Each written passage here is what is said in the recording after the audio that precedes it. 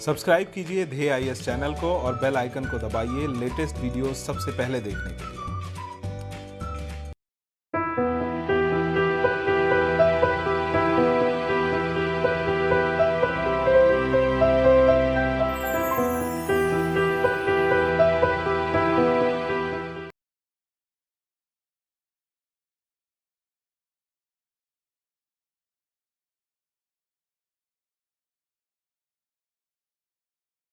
नमस्कार, मैं सुनील वर्मा ध्येय आईएएस टीम की ओर से आपका स्वागत करता हूं ध्येय टीवी पर। हम बात करेंगे डेली करंट अफेयर्स के अपने प्रोग्राम पर, जैसा कि हम प्रतिदिन करते आए हैं। इस वीडियो में मैं दो टॉपिक डिस्कस कर रहा हूं। पहला जो टॉपिक है, इसमें हम बात करेंगे न्यूयॉर्क स्टेट असेंबली के कश्मीर प्रस्ताव पर। समझेंगे यह विवादास्पद प्रस्ताव क्या है, इसको क्यों लाया गया है। वहीं जो दूसरी खबर है, उसमें हम बात करेंगे परिवार पहचान पत्र नाम के एक पहचान पत्र या एक आईडी के विषय में, जो इस समय चर्चा में बना हुआ है। समझेंगे इससे जुड़े हुए मुद्दे क्या है। आइए इन्हीं दोनों खबरों को एक एक करके विश्लेषित करते हैं। सबसे पहले हम बात करेंगे न्यूयॉर्क स्टेट असेंबली के द्वारा पास किए गए कश्मीर प्रस्ताव के विषय में। यहाँ पर देखिए, आपको अमेरिका दिखाया गया है। यहाँ पर देख सकते हैं तो आपको यूनाइटेड स्टेट ऑफ अमेरिका लिखा दिखाई देगा, और इसी का एक भाग ये है जिसका नाम है अलास्का। ये जो अलास्का है, पहले रसिया का भाग हुआ करता था, लेकिन अमेरिका ने इसको खरीद लिया, जो अब इसका क्या है भाग। अब ये जो आप यूनाइटेड स्टेट का यह जो मुख्य भाग देख रहे हैं, इसको थोड़ा सा इस मैप के माध्यम से, इमेज के माध्यम से देखिए। यहाँ पर आपको एक राज्य दिखाया गया है जिसका नाम है न्यूयॉर्क।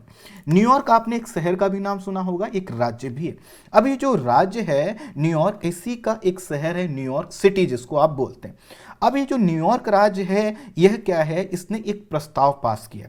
यहाँ के जो राज्य हैं उनकी विशेषता यह है, क्योंकि यहाँ पर संघात्मक शासन व्यवस्था अपनाई गई है, लेकिन राज्यों को क्या है, काफी ज्यादा अधिकार दिए। इसी के कारण यह जो राज्य हैं, इनकी जो नीतियां होती हैं, कई बार यहाँ की जो केंद्रीय सरकार, जैसे कि इस समय जो बाइडेन की सरकार है, उससे भी अलग होती है। तो ऐसा ही एक प्रयास जो है कि यहाँ के न्यूयॉर्क स्टेट असेंबली में के प्रस्ताव के माध्यम से किया गया। आइए थोड़ा सा समझते हैं, लेकिन सबसे पहले थोड़ा सा कुछ और बेसिक चीजों को जान लीजिए। जैसा कि आप यहाँ पर न्यूयॉर्क शहर को देख पा रहे होंगे या न्यूयॉर्क राज्य को देख पा रहे होंगे, यहीं पर एक आपको द्वीपीय क्षेत्र दिखाई देगा जिसका नाम है लॉन्ग आइलैंड।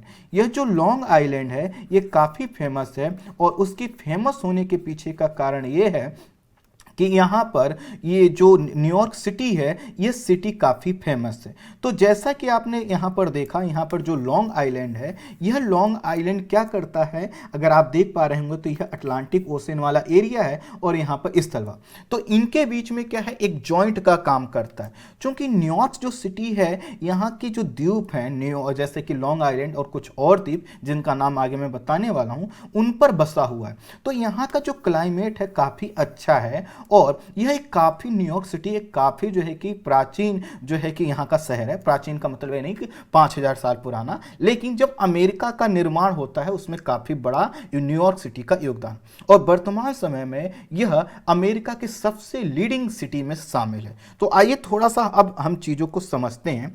जैसा कि हमने कहा, न्यूयॉर्क क्या है, पूर्वोत्तर संयुक्त राज्य अमेरिका में एक राज्य है, और इसकी जो राजधानी है वो ध्यान दीजिएगा अल्बेनी है।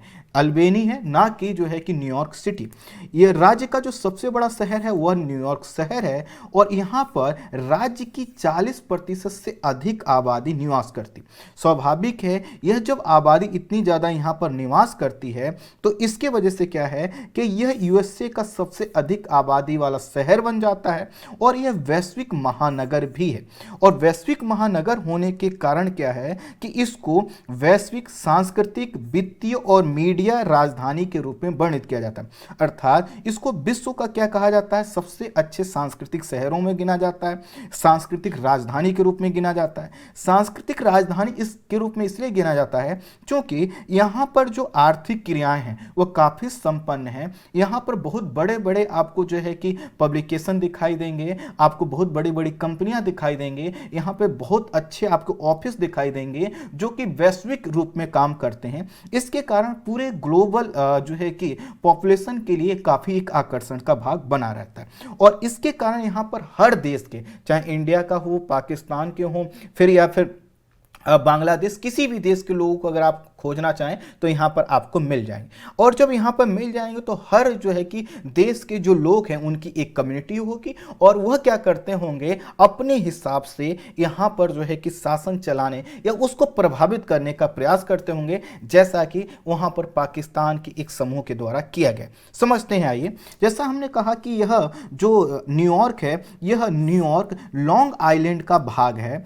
लॉन्ग आइलैंड जो है यह न्यूयॉर्क सिटी है, यह हडसन नदी के मुहाने पर स्थित है। तो अगर आपसे पूछा जाए कि न्यूयॉर्क सिटी किस नदी के मुहाने पर स्थित है, तो हडसन नदी। और जो यह अधिकांश न्यूयॉर्क शहर है वह लॉन्ग आइलैंड के साथ साथ मैनहट्टन और स्टेटन द्वीपों को मिलाकर बनाया गया है। ये तीनों द्वीपों का नाम आप याद रखिएगा। हडसन नदी क्या करती है, जो है कि अमेरिकी राज्य न्यू जर्सी को इस शहर से अलग करती है, एक तरह के बाउंड्री बनाती है। इस शहर का जो टोटल क्षेत्रफल है वह इतना वर्ग किलोमीटर है और इतना वर्ग मील है। अगर देखें तो बहुत बड़ा नहीं है, 1213.37 वर्ग किलोमीटर वाला क्षेत्र है, लेकिन इसका जो इसकी जो प्रसिद्धि है काफ़ी ज़्यादा है। आपको पता है संयुक्त राष्ट्र का यहाँ पर मुख्यालय भी है और साथ ही साथ यहाँ पर आपको जो मीडिया से जुड़े हुए क्षेत्र हैं या फिर फाइनेंस के जुड़े हुए क्षेत्र हैं, सभी चीज़ों की आपको यहाँ पर ऑफिस देखने को मिल जाए। हुआ यह है कि हाल ही में न्यूयॉर्क स्टेट असेंबली ने एक प्रस्ताव पास करके यहाँ के गवर्नर एंड्रयू क्यूमो के पास भेजा है और उनसे कहा गया है कि आप इस पर हस्ताक्षर कर दें। और प्रस्ताव में कहा गया है कि हर साल 5 फरवरी को क्या किया जाएगा, कश्मीर अमेरिकी दिवस मनाया जाएगा। अर्थात इस प्रस्ताव को जो लाया गया था उसमें क्या था कि हर साल हमें का मतलब यहाँ के लोग कह रहे हैं कि 5 फरवरी को क्या करना चाहिए, कश्मीर अमेरिकी दिवस मनाया जाना चाहिए। यह जो प्रस्ताव है 3 फरवरी को लाया गया था और इसमें जो प्रमुख भूमिका थी वह थी अमेरिकी जॉर्डन वंशी, जॉर्डन के मूल निवासी जो अमेरिका के वहाँ का नादिर साये और 12 अन्य सदस्यों ने मिलकर इस प्रस्ताव को लाया था। और इसमें कहा गया था कि न्यूयॉर्क संविधान के तहत सभी को क्या हुए, मानवाधिकार, धर्म और अभिव्यक्ति की स्वतंत्रता मिली हुई है। चूंकि यहाँ के प्रवासियों में कश्मीर के लोगों का भी जो कद है या फिर उनकी जो हिस्सेदारी काफ़ी ज़्यादा है और कश्मीरी समुदाय के लोग यहाँ की आबादी के प्रमुख स्तंभ हैं, ऐसे में कोमो अर्थात यहाँ के जो गवर्नर हैं उनको अपने राज्य में 5 फरवरी को क्या करना चाहिए, कश्मीर अमेरिकी दिवस घोषित करना चाहिए। यह प्रस्ताव लाया गया, यह गवर्नर के पास रखा गया। गवर्नर अगर पास भी कर देते हैं तो ये क्या होगा, सिर्फ इस राज्य के लिए होगा, ना कि पूरे अमेरिका के लिए। जैसा कि हमने बताया यहाँ पे राज्यों को अधिकार मिले तो हर राज्य अपने हिसाब से नीतियाँ क्या कर सकते, बना सकते हैं। अब जब ये प्रस्ताव लाया गया तो प्रश्न आएगा कि आखिर ये प्रस्ताव लाया ही क्यों गया और 5 फरवरी की डेट ही क्यों तय की गई, आगे हम बताएंगे। इस प्रस्ताव में कहा गया है कि जो प्रस्ताव लाया गया, जिसको पास कर दिया गया है और जिसको भेजा गया है गवर्नर के पास, और गवर्नर से अपील की गई है कि आप क्या करें, इस पर हस्ताक्षर कर दीजिए। और हस्ताक्षर करने के बाद क्या होगा, हर 5 फरवरी को कश्मीर अमेरिकी दिवस मनाया जाएगा। अब ये जो प्रस्ताव है इसको लाया इसलिए गया है क्योंकि इसमें ये इन लोगों का कहना है कि कश्मीरी समुदाय ने हर कठिनाई को पार किया है, दृढ़ता का परिचय दिया है और न्यूयॉर्क प्रवासी समुदाय के स्तंभ के रूप में खुद को स्थापित किया है। इसलिए न्यूयॉर्क राज्य को चाहिए कि वह कश्मीर के साथ खड़ा हो। लेकिन यहाँ पर यह नहीं बताया गया कि आखिर कश्मीर के साथ इशू क्या है, उसके साथ खड़े होने की जरूरत क्या है। हमारा देश तो अपने आप अपने राज्यों को संभालने की पूरी जिम्मेदारी रखता है और हम वहाँ पर डेमोक्रेसी से लेकर डेवलपमेंट के हर स्तर के प्रयास कर रहे हैं। लेकिन किसी दूसरे देश के राज्य को इसकी क्या आवश्यकता पड़े, तो कहीं ना कहीं इसमें जो पाकिस्तान की भूमिका है, यहाँ पर पाकिस्तान के रहने वाले जो लोगों की भूमिका है, इस समय जो भारत की छवि आंदोलन को लेकर या फिर जो सिटीजन अमेंडमेंट एक्ट हम लेकर आए थे या अनुच्छेद 370 में जो हमने परिवर्तन किया था, जिन पर पाकिस्तान या फिर पाकिस्तान में बैठे हुए सत्ता के लोग जब भारत के पक्ष में कुछ ज़्यादा मजबूत स्टैंड नहीं दिलवा पाए या फिर वह अपने अतार्किक तथ्यों को, तर्कों को विश्व के सामने सिद्ध नहीं कर पाए, तो उन्होंने क्या किया है कि वहाँ के जो प्रतिनिधि हैं, कुछ प्रतिनिधियों के माध्यम से एक प्रस्ताव लाए और प्रस्ताव के तहत यह कहा गया है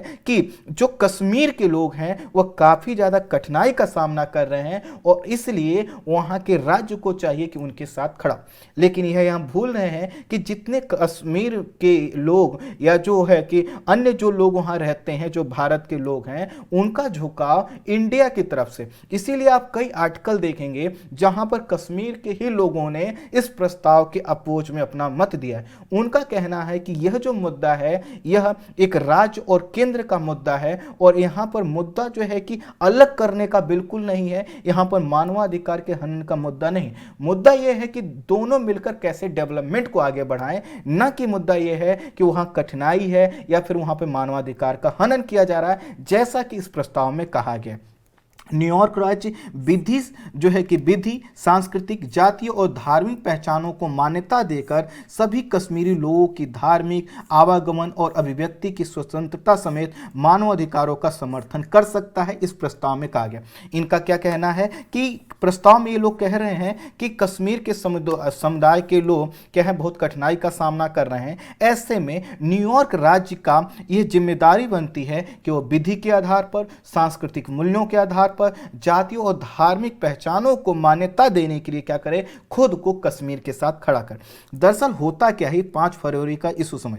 दरअसल हर साल 5 फरवरी को कश्मीर जो है कि क्या करता है, पाकिस्तान क्या करता है, कश्मीर दिवस मनाता है और कश्मीर दिवस मनाकर वह यह बताना चाहता है कि हम कश्मीर के लोगों के साथ खड़े। दूसरे शब्दों में कहें तो कश्मीर दिवस मनाने का पाकिस्तान का एजेंडा यह है कि जो अलगाववादी वहां पर कार्य कर रहे हैं उनके साथ अपने आप को खड़ा करें, ना कि वहां की आवाम या वहां की जनता के साथ। इससे जो है कि पाकिस्तान में जो है कि 5 फरवरी को कश्मीर सॉलिडेरिटी डे के रूप में भी याद किया जाता है, उसको मनाया जाता है। तो यह जो पाकिस्तान हर साल 5 फरवरी को कश्मीर दिवस मनाता है, इसी को अब कहा गया है वहां पर न्यूयॉर्क में कि हमको भी ऐसा मनाना चाहिए, इस प्रस्ताव में कहा गया।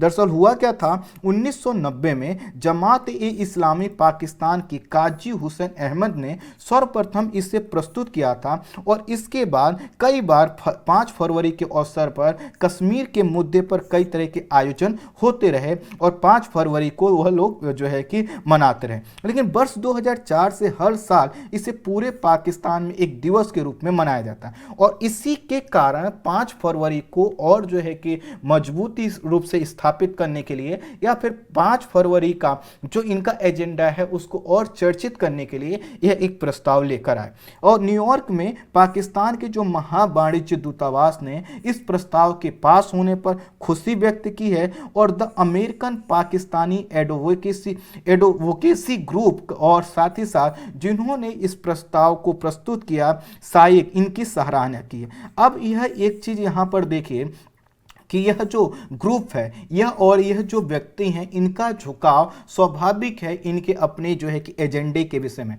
और एजेंडा क्या है कि यह दिखाया जाए कि कश्मीर में कितना गलत हो रहा है, जबकि कश्मीर के जो हालात हैं वहाँ पर जो डेवलपमेंट की संभावना है आने वाले समय में आपको कुछ पुराने वर्षों से ज़्यादा देखने को मिलेंगे। लेकिन होता यही है कि जब व्यक्ति एक बार कहीं पर नहीं जीत पाया है तो हर तरह के वह अब प्रयास करता रहता है। उद्देश्य यही होता है कि सामने वाले को क्या दिखाना, गलत दिखाना, और उसी गलत दिखाने के प्रयास के तहत इस प्रस्ताव को लाया गया। भारत ने इस प्रस्ताव पर कड़ी आपत्ति प्रकट की है और कहा है कि यह लोगों को विभाजित करने अर्थात जम्मू और कश्मीर के लोगों को एक दूसरे से अलग करने और जम्मू कश्मीर के समृद्ध सांस्कृतिक और सामाजिक ताने बाने को बांटने और तोड़ने की कोशिश है। अर्थात यहाँ पर यह प्रयास किया गया है कि यहाँ पर जो सांप्रदायिक ध्रुवीकरण है उसको उसको किया जाए और इस तरह से क्या होगा, वहां पर एक तरह की अशांति, एक तरह का अलगाववाद क्रिएट करना चाहते हैं, जिससे वहां के जो अलगाववादी हैं उनको लगे कि हमें कितना बड़ा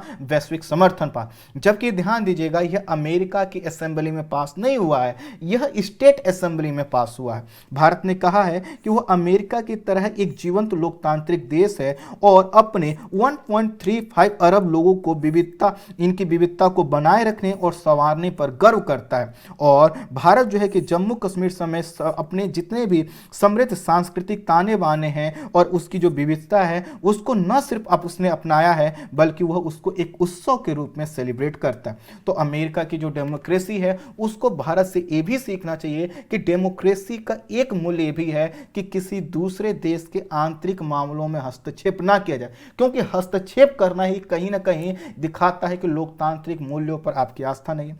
भारत में भी राज्य हैं और यहाँ के राज्यों में भी आप देखेंगे तो ऐसा कोई प्रस्ताव पास नहीं किया जाता अमेरिका अकेला, और चाहे कि अमेरिका मानवाधिकार का हनन करता है या कई अन्य चीजें हैं, जैसे आपने अश्वेतों का मुद्दा सुना होगा, लेकिन भारत का मानना है कि चूंकि इनका आंतरिक मामला उसको देखना चाहिए। और यहां पर क्या है कि जो एजेंडे कोरोना से पहले पाकिस्तान चलाना चाहता था उन्हीं एजेंडों को दोबारा उसने प्रारंभ कर दिया है और उसमें सहयोग मिल रहा है उसको कुछ ऐसे समुदाय का जो कि बाहर रहते हैं। भारत ने पाकिस्तान और अमेरिका में अपने निहित स्वार्थों को पूरा करने वाले समूहों को इस प्रस्ताव के लिए उत्तरदायी मानते हुए कहा है कि यह अपने गलत उद्देश्यों के लिए कश्मीर के विषय में भ्रम फैलाने का एक प्रयास है, इससे ज्यादा कुछ नहीं। भारत ने यह भी कहा है कि वह भारत अमेरिकी साझेदारी और विविधता भरे भारतीय समुदाय से जुड़े सभी लोगों और मामलों से बात करके क्या करेगा, न्यूयॉर्क स्टेट असेंबली में जो निर्वाचित प्रतिनिधि हैं उनसे भी बात करेगा और गवर्नर के सामने भी अपनी स्थिति स्पष्ट करेगा। और भारत ने साफ साफ कह दिया है कि यह जो हमारा आंतरिक मुद्दा है और इसको किसी दूसरे देश को सुलझाने की जरूरत नहीं। आपने कई बार देखा होगा कि अमेरिका का एक प्रयास रहता है कि चाहे इंडिया चाइना का मुद्दा हो या फिर जो है कि इंडिया पाकिस्तान का, वो कूदने का प्रयास करता है। जैसे अमेरिका की विदेश नीति या फिर वहां की जो सरकार के विषय में आप एक लाइन आपने जरूर सुना होगा कि अमेरिका का कोई ना ही स्थायी दोस्त है और ना ही स्थायी दुश्मन। और इसी के कारण जब भी हम अमेरिका और रूस में बात करते हैं तो कई बार जो समीक्षक हैं उनका झुकाव रूस की ओर होता है। खैर यहां पर अभी जो बाइडेन की तरफ से ना तो इसको डिनाई किया गया है ना उन्होंने इसके लिए कुछ बोला, लेकिन एक चीज ध्यान दीजिएगा, जो बाइडेन का जो झुकाव है वो भी पाकिस्तान की ओर रहता है। तो आने वाले समय में देखना होगा अमेरिका क्या स्टैंड लेता है। बाकी अगर आपको जम्मू कश्मीर के मुद्दे को समझना है, अमेरिका का स्टैंड क्या रहा है उसको देखना है, तो आप डेली करंट अफेयर्स के वीडियो के प्लेलिस्ट में जाकर इसको देख सकते हैं। मैंने काफी डिटेल में कवर किया है और मैंने बताया कि अमेरिका ने कब कब क्या स्टैंड लिया। अब हम बात करते हैं अपने दूसरे टॉपिक परिवार पहचान पत्र PPP के मुद्दे पर। हरियाणा सरकार ने प्रस्तावित जो योजनाएं हैं या जो उसकी सेवाएं चल रही हैं, जो भी वो लाभ प्रदान कर रहे हैं, इनको पेपरलेस और फेसलेस उपलब्धता इनकी सुनिश्चित करने के दृष्टिकोण से जुलाई 2019 में परिवार पहचान पत्र अर्थात PPP योजना को प्रारंभ किया था। उद्देश्य यह था कि यह जो परिवार पहचान पत्र है इसको लोगों को दिया जाए और जो कॉन्टैक्ट होता है कहीं जाने के लिए आपको कोई डॉक्यूमेंट्स कैरी करना होता है या फिर अपने आप को प्रूव करना होता है, उससे मुक्ति मिल जाए। इसका एक उद्देश्य ये भी था कि क्या किया जाए कि जो भ्रष्टाचार होता है उसको रोका जाए। तो कुल मिलाकर इन्होंने कहा कि हम क्या करेंगे, एक पहचान पत्र बनवाएंगे जिसका नाम है परिवार पहचान पत्र। इसके तहत परिवार को चूंकि एक इकाई माना जाता है इसीलिए इसको परिवार पहचान पत्र कहा जाए। और इसके तहत क्या किया जाएगा, 8 अंकों का एक विशिष्ट पहचान संख्या आपको प्रदान की जाएगी और इसमें क्या होगा, आपके परिवार की पूरी डिटेल होगी। इसी के कारण इसको पारिवारिक आईडी कहा जा रहा। इस पारिवारिक आईडी को सरकारी योजनाओं और जितने भी लाभ की योजनाएं चलती हैं उनसे संबद्ध किया जाएगा, उनसे जोड़ा जाएगा और कई सेवाओं की प्राप्ति के लिए यह जो है कि बात सामने आ रही है कि इस पर आपको रजिस्ट्रेशन करवाना या इस आईडी का आपके परिवार के पास होना जरूरी है, तभी आपको क्या मिलेगा, लाभ मिलेगा। ये सरकारी योजनाओं के साथ साथ जो सरकार सब्सिडी देती है, जो पेंशन देती है या फिर जो भी वह कोई इनिशिएटिव लेती है जिससे समाज के एक लोग वर्ग का वह जो है कि कल्याण करना चाहती है, कुछ लाभ पहुंचाना चाहती है, तो उसमें क्या होगा, यूजफुल होगा, ऐसा हरियाणा सरकार कहना। इसका प्रमुख उद्देश्य हरियाणा के सभी परिवारों का एक प्रमाणिक, एक सत्यापित और विश्वसनीय डेटा तैयार करना है और उसके आधार पर अपनी योजनाओं के लाभों को पहुंचाना है। जो पारिवारिक पहचान पत्र है, इसको राशन कार्ड के स्थान पर एक नया पहचान पत्र माना जा रहा है। क्योंकि राशन कार्ड भी क्या होता है, परिवार की डिटेल का होता है, तो इसको एक नया पहचान पत्र माना जा रहा है जिसमें राशन कार्ड की तुलना में क्या होगा, अधिक सूचनाएं होंगी। ये पूरा डिजिटल होगा और साथ ही साथ इसको आपको कहीं कैरी करने की भी जरूरत नहीं है, आपकी अधिकांश सूचनाएं इसमें होंगी। आधार कार्ड में जहां व्यक्तिगत सूचनाएं होती हैं, वहीं इसमें परिवार को यूनिट मारकर पूरे परिवार की सूचनाएं एकत्रित की जाती हैं। इस मामले में आधार से क्या हो जाता है, एक कदम आगे बढ़ जाता है। इस पर पहचान पत्र के द्वारा हरियाणा सरकार के विभिन्न विभाग अपनी सेवाएं, अपनी सामाजिक जो कल्याण की योजनाएं, सुरक्षा पेंशन, राशन से जुड़े जो डिस्ट्रीब्यूशन, उसका जन्म, मृत्यु, जाति, आय प्रमाण पत्र आदि सरकारी योजनाओं और सेवाओं का क्या करेंगे, वितरण कर पाएंगे। और प्रक्रिया क्या होगी, आसान होगी। और किसी प्रकार का जो करप्शन होता था कि एक इंडिविजुअल जो कि वह लाभ पाता नहीं है, उसको लाभार्थी दिखाया जा रहा है, उससे मुक्ति मिल पाए। इसके तहत प्रवासी श्रमिकों को भी इस प्रकार के पहचान पत्र दिए जाएंगे, थोड़ा बहुत फेरबदल करके। इससे क्या होगा, प्रवासियों को भी जो सरकारी राशन की दुकानें, उनसे अनाज प्राप्त हो सकेगा। साथ ही साथ स्ट्रीट वेंडर्स, जो बाहर से आके लोग हरियाणा में जो जॉब कर रहे हैं या कोई किसी प्रकार का स्ट्रीट वेंडर्स अर्थात जो ठेला वगैरह लगाते हैं, उनको भी इसका हिस्सा बनाया जा रहा है, जिससे उनके परिवार के लिए भी जो यथासंभव सहायता होती है सरकार प्रदान कर सके। हाल ही में एक कार्ड जो है कि निजता के मुद्दे को लेकर चर्चा में बना हुआ। यहां निजता का मुद्दा इसलिए है क्योंकि आपको पता है कि जो आपकी डिटेल है वह आपकी एक प्राइवेसी का पार्ट है। पहले सोचिए, आधार कार्ड ही जब आया था तो उसको लेकर कितने तरह के इशू आए थे। आधार कार्ड का डेटा किसी के पास पहुंच जाए तो उसका कितना ज्यादा मिसयूज हो सकता है, इसको जानने के लिए मैं चाहूंगा आप लोकसभा टीवी की जो डिबेट्स हैं उनको सुनिएगा, आपको पता चलेगा कितना बड़ा मुद्दा है। तो यहां पर भी निजता का मुद्दा आया और निजता को क्या कह चुका है, सुप्रीम कोर्ट कह चुका है कि यह आपके फंडामेंटल राइट्स का पार्ट है। तो यहां कहा गया कि जब हमारा आधार कार्ड से लेकर हर तरह के डेटा पहले से हैं, तो फिर और भी ज्यादा पर्सनल डेटा की जरूरत क्या है। और सबसे बड़ी बात यह है कि मुद्दा यहां पर यह भी है कि आखिर जो हमारे डेटा ले रहे हैं आप, उसको कितना सिक्योर किया जाता है। भारत में डेटा सिक्योरिटी को लेकर क्या स्थिति है, कितने तरह के डेटा लीक होते रहते हैं। कोविड में आपने देखा था डेटा के मिसयूज का जो परसेंटेज है कितना बढ़ा है, तो इस तरह के कंसर्न है। इसके अलावा इसमें एक मुद्दा यह भी है कि इसमें सरकार ने तो कहा कि ये वैकल्पिक है, आप इसमें रजिस्ट्रेशन करवाएं या ना करवाएं, लेकिन मुद्दा यह भी है कि सरकारी योजनाओं का लाभ लेने से पहले जो सरकारी कार्यालय हैं, कोई विभाग हैं, वह यह कह रहे हैं कि नहीं, आपको इसका होना जरूरी है। इसका मतलब है अगर व्यक्ति के पास यह नहीं है तो वह उसका लाभ प्राप्त नहीं कर पाएगा। लाभ प्राप्त ना कर पाने का मतलब यह है कि हर बार एक नए पहचान पत्र के आधार पर लाभार्थियों को लाभ प्राप्त करने से रोका जाए। जैसे आधार कार्ड नहीं था तो कहा जाता था आधार कार्ड नहीं होगा तब तक आप किसी योजना को प्राप्त नहीं कर सकते। अब व्यक्ति ने वो बनवा लिया, फिर आप कह रहे हैं ये पहचान पर। तो आखिर लोगों का कहना है कि कितने तरह की सूचनाएं सरकार अपने पास रखेगी, उसकी सिक्योरिटी क्या है, और साथ ही साथ आखिर कोई सीमा भी तो होनी चाहिए कि आखिर कितने आपको डॉक्यूमेंट्स की जरूरत है। यद्यपि इस योजना के जुड़ने के लिए नामांकन क्या है, स्वैच्छिक है, लेकिन स्वैच्छिक तब न होगा जब क्या है कि आप अगर नहीं बनवाते हैं तो भी आपको सरकारी सेवाएं और लाभ प्राप्त हो सके। लेकिन यहां पर क्या है कि आपको अधिकांश सुविधाएं प्राप्त करने के लिए इसका नामांकन करवाना जरूरी है। इसके लिए नामांकन ना करवाने का विकल्प क्या हो जाता है, काफी कमजोर हो जाता है। डेटा जो प्रोटेक्शन की बात है इसको उठाया जा रहा है और यह कहा जा रहा है कि जो हमारा यह डेटा है यह सिर्फ राज्य के स्तर पर नहीं इसको सोचा जाना चाहिए कि राज्य के स्तर पर कितना सिक्योर। बात यहां पर यह है कि पूरे देश में कई प्रकार की ऐसी जो है कि योजनाएं चल रही हैं, ऐसे डॉक्यूमेंट्स बनवाए जा रहे हैं और उस पर लेकर जो समीक्षक हैं, खासकर जो कि साइबर के मामलों के समीक्षक हैं, डेटा विश्लेषक हैं, उनका कहना है इस प्रकार की चीजों को रोका जाना चाहिए और केंद्र सरकार को कोई ऐसी पॉलिसी लाई जानी चाहिए जिसमें साफ क्लियर कट या एक मैसेज हो कि किन किन डॉक्यूमेंट्स को ले सकते हैं और किन किन डॉक्यूमेंट्स को नहीं।